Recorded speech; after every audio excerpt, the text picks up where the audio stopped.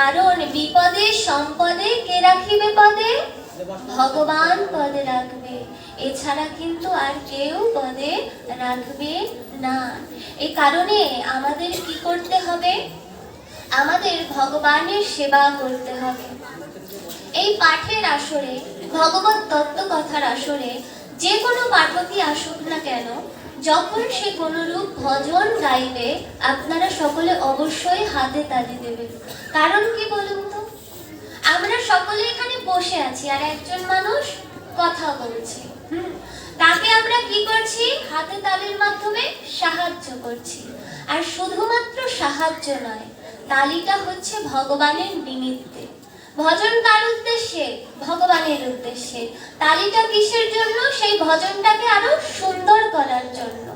আর তার মানে ওই তালিটা কার নিমিত্তে গেল? স্বয়ং ভগবানের নিমিত্তে।